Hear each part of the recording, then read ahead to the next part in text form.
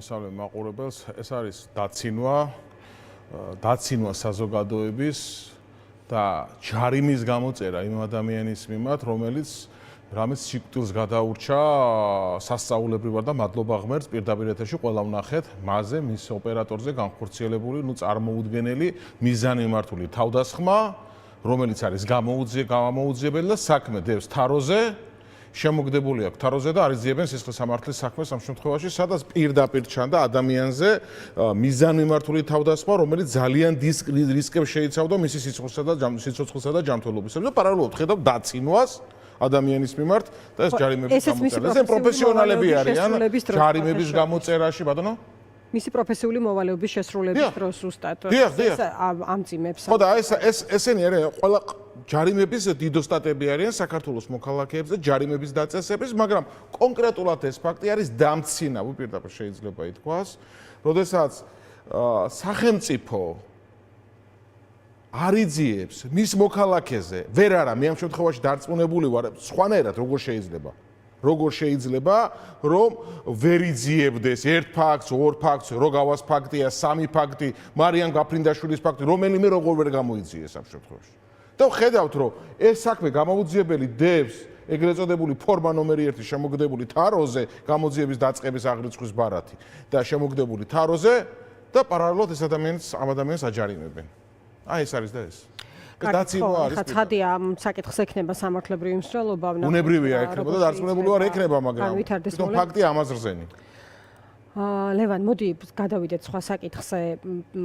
დღეს ვნახეთ თქვენი პოლიტიკური ჯგუფის ერთ-ერთი ლიდერის თაზო დათუნაშვილის ბრიფინგი ფასებთან დაკავშირებით ლაპარაკობდა, ხო? ეს არის ძალიან მნიშვნელოვანი საკითხი, რომელზეც გარკვეული მოლოდინი შეიქმნა, აბა მაშინ რასაც სჭირო იყო კომისიის მუშაობა და ისევ მათი, ასე ვთქვათ, მათთან აფილირებული პირების განგვესმის, ხო, იგივე ხუნდაძის განმარტება რაც იყო, რომ რაც შეიქმნა კომისია, უფრო გაიზარდა ფასები და ვითარება არის რთულიო. აი, რა შეგიძლიათ თქვათ ამასთან დაკავშირებით, რაზე მიუთითებს ამ ხრივ არსებული სურათი? ანა, ქვეყანაში არის უმძიმესი სიტუაცია. ამას შევხედოთ კომპლექსურად და ნახეთ რა ხდება ზოგადად ქვეყანაში. უყურეთ, ბოლო 5 წლის განმავლობაში, ანა, ეს არ არის ხალხო ჩემი მონაცემები, ეს არის სტატისტიკის ეროვნული ბიუროს მონაცემები, ეს არის ოფიციალური მონაცემები. ბოლო 5 წლის განმავლობაში საქართველოსდან მშობლებმა სკოლიდან გამოიყვანეს 22737 ბავშვი საზღვარგარეთ ემიგრაციაში წაყვანის მიზნით. ხო წარმოგიდგენიათ მეგობრებო რა უბედურება აქვს ქვეყანაში რომ 22737 ბავშვი ბოლო 5 წელიწადში გამოიყვანეს და წაიყვანეს ქვეყნიდან. პარალელურად რას უყურებთ? პარალელურად ანა ვხედავთ რომ საქართველოში გარდაიცვალა უფრო მეტი ადამიანი ვიდრე დაიბადა. ანუ სიკვდილი გაამეფეს ამ ადამიანებმა ქვეყანაში და გვეუბნებიან რომ მშვიდება მოვიტანეთო ქვეყანაშიო. მეგობრებო, დავსვათ კითხვა, ეს არის მშვიდობა? გარბიან ქვეყნიდან საქართველოს მოქალაქეები. ბავშვები გაყავთ, ახალგაზრდები გადის, ადამიანებს, რომლებსაც ქვეყანაში დოულათის შექმნა შეუძლიათ, არ დარჩა ქვეყანაში და გაიქცნენ. კორუფციას მიადგნენ და თუ სადმე მოსაპარი და გამოსახრელი იყო, ყველაფერი მოიპარეს და გამოხრეს. და ბოლოს იქამდე მივიდნენ ანა რომ უფასო სასადილოებიდან სადაც ჩვენი მოქალაქეები იმ დონეზე მიიყვანეს, რომ უფასო სასადილოებში უნდა მივიდნენ, სადაც ლარი და 70-ია გამოყოფილი და რეალურად ლარი და 16 და ლარი და 30-ია გამოყოფილი ამ შემთხვევაში კვებისათვის, აი იქიდან დაიწყეს მოპარვა. ანუ უფასო სასადილოებში, სადაც ლარი და 16-დან უბრალოდ მხოლოდ კვებაზე იხარჯება, ლარი 16-დან ლარი და 30-მდე წახო წარმოუდგენია, ამით როგორ უნდა იკვებოს ადამიანმა, რამხელა შეურაცხყოფაა და იქიდან უკვე მილიონებს იპარავენ. აი იქიდან იპარავენ. მე ადრე ვთქვი და გავიმეორებ. ნახევარ ხინკალს ეუნებიან ხალხს რომ ამით გამოიკვებეო, ფასი რო ავიღოთ და იქიდანაც იპარავენ. და იქიდანაც პარავენ ადამიანებს, ხო? აი ესეთი უბედურება ხდება ქვეყანაში. ბავშვების ბაღის კვებიდან მოიპარეს. ჯარი გაძარცვა ჯარიდან მოიპარეს. ეს ჩემი სიტყვები ხო არ არის, ანა? ეს არის მათი ოფიციალური ბრალდებებია წარდგენილი, აი ბოლოს ასეც ვლაპარაკობთ, ხო? ჯარიდან მოიპარეს. საბავშვო ბაღებიდან მოიპარეს. ნუ არ დარჩა რამე არის დარჩენილი. ხა ფასების ზრდაზე ვლაპარაკობთ, ხო? ეს კომისია ზის და დაგვცინის. ფასების ზრდას ებრძვიან. და პარალელურად ელექტროენერგიის გადასახადი რამდენით გაიზარდა, ვინმე ხომ არ იცის. 33%-ით გაიზარდა დაახლოებით. აი უხეშავთ რომ ვთქვათ, ჩვენ საქართველოს მოქალაქეები თუ ვიხდით და 100 ლარს, ახლა გადაიხდიან 130 ლარს გადაიხდიან აი ამ ყველაფერში. და ესენი გამოდიან და ფასებს ვებძვითო გვეუბნებიან. გამოდიან და მშვიდობაო ქვეყანაში. მშვიდობა როგორ არის? ქვეყანა დაიცალა. სიკვდილმა ახალ სიცოცხლეს აჯობა. ბავშვები გაყავთ სკოლიდან და 22737 ბავშვი ბოლო 5 წელიწადში საქართველოსდან წავიდა. მომავალი თაობა ქვეყნიდან მიდის და ამაზე გვეუბნებიან მშვიდობა ტაში დაგვიკარითო. აი ეს არის ან ამათი მშვიდობა. კორუფციაში ჩამქრალი ქვეყანა. ფასების ზრდა, არასამსახური, არაფერი ადამიანებს და პენსია რამდენია 495-ია, ასაკობრივი მაღალი 370 დაბალი პენსია და თვითონ პარლამენტის წევრებმა ხელფასი რამდენი გაიზარდა და რამდენი აქვთ? 10000 ზევი, 14-16000 ლარები აქვთ ხელფასები. ხალხო ნახეთ, აი შედარება აქ ანა მთავარი გამიგეთ. აი ეს არის ჩვენ ყოველდღიურად ხვდებით მოსახლეობას, ლელო ძლიერი საქართველო. ყოველდღიურად უსმენთ მათ პრობლემებს და უბრალოდ უნდა ნახოთ, ხალხო. ისეთი გასაჭირია ქვეყანაში. წარმოუდგენელი 90-იანებში არ ყოფილა ესეთი უბედური ყოფა ქვეყანაში, რაც ჩვენს ქვეყანაში დღეს სუფევს. და რო კითხო ეკონომიკა გადახდუხს, ამათ რო კითხოთ, ხალხი რატომ გარბის მაშინ ქვეყნიდან? აი რატომ გარბის ხალხი ქვეყნიდან? ვინმე ახსნას პასუხი. კითხვა ამ კითხვაზე პასუხი არავის არ აქვს.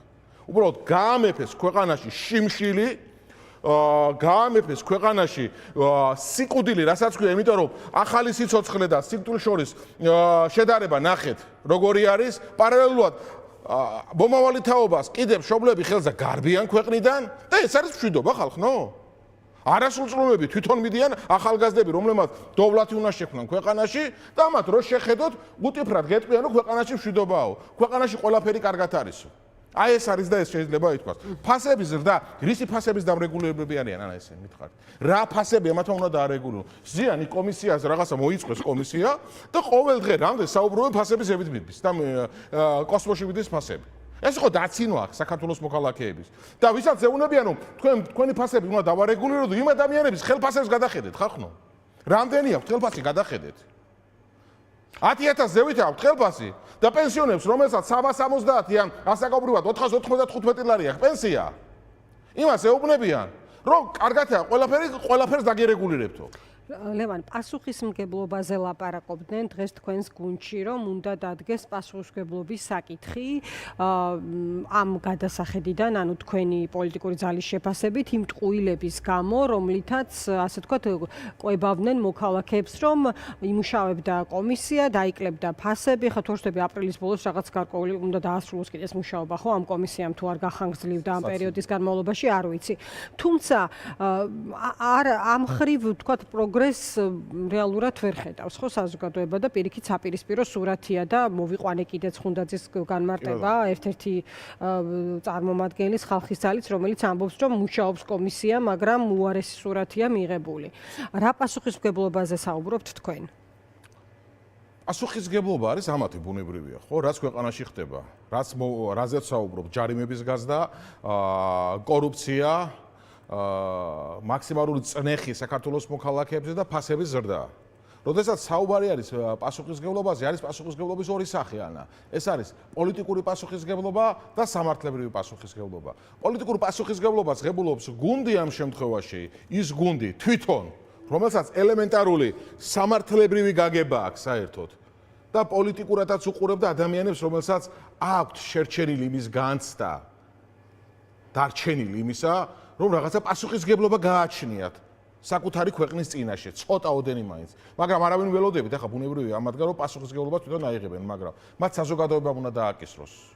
პოლიტიკური პასუხისმგებლობა ამ შემთხვევაში ეს არის არჩევნებზე, როდესაც იქნება არჩევნები, ეს არის უნგრეთის მაგალითი, თუნდაც, როდესაც აბსოლუტურად ყველა გამოვიდა, უპრეცედენტო აქტივობა იყო არჩევნებზე და ვერც ერთი გაყალბების შემთხვევაშიც კი ორბანი ამას ვერ შეძლებდა, ვერც манипуლირების შემთხვევაში, ვერც სასამართლოთი, ვერც მედიით ვერაფრით ვერ შეძლებდა, ვერც საარჩევნო ადმინისტრაციით და აღიარა დამარცხება და მეორე არის სამართლებრივი პასუხისმგებლობის საკითხი, რომელსაც ხშირ შემთხვევაში არის მძიმე და განსაკუთრებით მძიმე დანაშაულთა კატეგორიები, სავარაუდო დანაშაულებებზე საუბრობთ, უდანაშაულობის დარღვევები პრეზუმპციის დარღვევის გარეშე და ამათ აქვს ძალიან დიდი ხანდაზმულობის ვადა. და დარწმუნებული ვარ, ერთხელ და სამუდამოდ ამ ქვეყანას არასდროს გქონია, არასდროს ღირსებია, არასდროს დამოუკიდებელი პოლიტიკისგან თავისუფალი, სრულად პოლიტიკისგან თავისუფალი მართლმსაჯულება და დამოუკიდებელი მართლმსაჯულების პირობებში მე ვლაპარაკობ 90-იანი წლებიდან მოყოლებული, ხო? ჩვენ ერთხელ და სამუდამოდ უნდა შევქონათ აპოლიტიკური სისტემა, რასაც ქვია სასამართლო და პროკურატურა და საგამოძიებო სისტემები და დარწმუნებული ვარ ამაში, რომ ერთხელ და სამუდამოდ იქნება პასუხისმგებლობის საკითხები დამდგარი ადამიანების. ყველას მიმართ. ასევე მინდა ვის საკუთარ მოქალაქეებს ძარცვავს და ბიუჯეტს ძარცვავს. ასევე მინდა დაგისვათ კითხვა მოსალოდნელი შესაძლო საკადრო ცვლილებების შესახებ. ეხლა ჩვენ ვხედავთ, რომ ამ ინფორმაციას უარყოფენ როგორც საკანონმდებლო ორგანოში, ასევე მთავრობის ადმინისტრაციაში მოხდა უარყოფა, რომ ცვლილება შეიძლება ვნახოთ.